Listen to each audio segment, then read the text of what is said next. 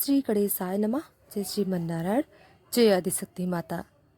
दोस्तों, आज हम बताएंगे कैसे समा गई श्री कृष्ण की मूर्ति में मीराबाई। तो दोस्तों, आइए हम आप एक पौराणिक कथा को श्रवण करते हैं। मीराबाई एक महान संत और कृष्ण की भक्त थी।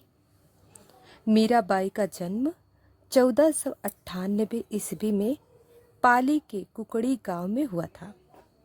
मीराबाई मेड़ता महाराज के छोटे भाई रत्न सिंह और वीर कुमारी की इकलौती संतान थी।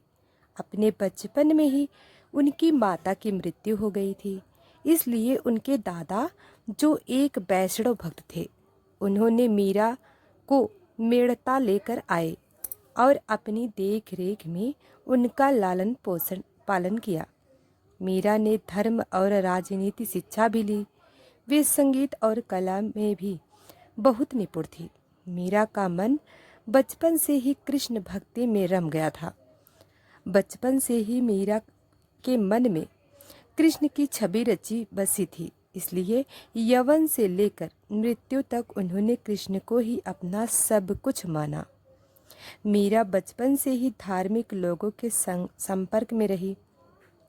उनके शाही परिवार की प्रथा के अनुसार उन्होंने तीर कमान चलाना, अस्त्र शस्त्र चलाना आदि की भी शिक्षा ली, पर मीरा के लिए यह सब व्यर्थ था। मीरा ने संगीत और आध्यात्मिक शिक्षा भी ली। उन्होंने अपनी आध्यात्मिक ज्ञान संत रविदास से ली। वे उन्हें अपना गुरु मानती थी। मीराबाई मृदुभाषी, प्रतिभावान और सुरीली आवाज वाली गायिका थी। वे अपने समय की सबसे असाधारण सुंदरियों में से एक थी, जिसकी प्रसिद्धि कई राज्यों और प्रांतों में फैली हुई थी। राजकुमारी होकर भी मीराबाई अपने राजसी सुख सुविधाओं को छोड़कर कृष्ण की जोगनिया बनना स्वीकार किया। मीरा का कृष्ण प्रेम बचपन एक घटना की वजह से अपने चरम पर पहुंचा था। बाल्यावस्था में एक दिन उनके पड़ोस में बारात आई थी।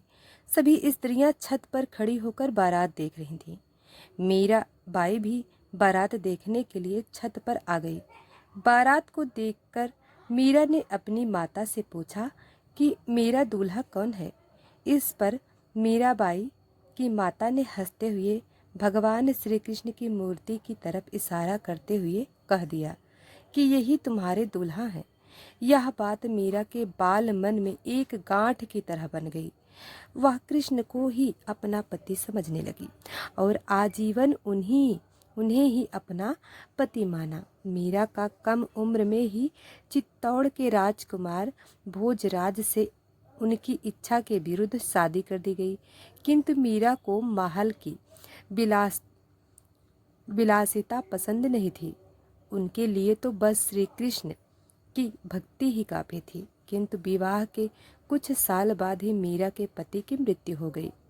इसके बाद ससुराल में मीरा पर कई अत्याचार किए गए। उन्होंने मीरा को जहर देकर मारना भी चाहा, किंतु श्री कृष्ण की कृपा से उन्हें कुछ नहीं हुआ।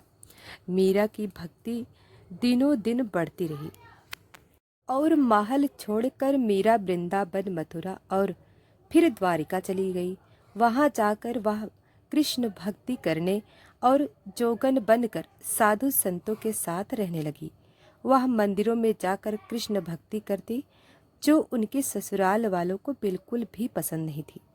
मीराबाई ने भगवान श्री कृष्ण के अनेक पदों की रचना की है, जिसमें प्रमुख है नरसिंह जी का मायरा, राग सिरठा, गीत गोविंद टीका, राम गोविंद आदि हैं। इसके अलावा उन्होंने कई भक्ति गीतों की भी रचना की है।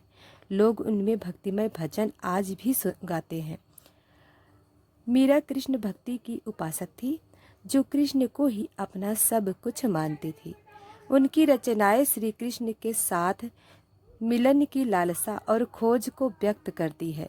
मीरा की रचनाओं में प्रेम संबंधी पद, रहस्यवादी भावना, जीवन संबंधी पद और संयोग तथा वियोग का बड़ा ही मार्मिक वर्णन देखने को मिलता है। मीरा की काव्य की भाषा ब्रज है, पर उनकी रचनाओं में गुजराती, राजस्थानी, भोजपुरी और पंजाबी आदि भाषाओं के शब्द भी देखने को मिलता है।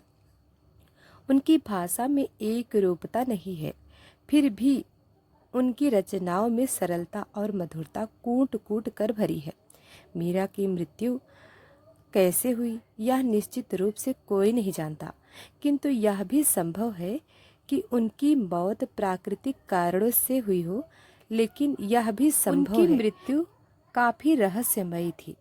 पर उनकी मृत्यु के लेकर कई किंवदंतियाँ और कहानियाँ प्रचलित हैं। मीरा का कृष्ण के प्रति अपार प्रेम था। ऐसा माना जाता है कि वह द्वारिका में कृष्ण के मंदिर में गायब हो गई, और यह भी कहा जाता है कि मंदिर के गर्भगृह के दरवाजे अपने आप बंद हो गए।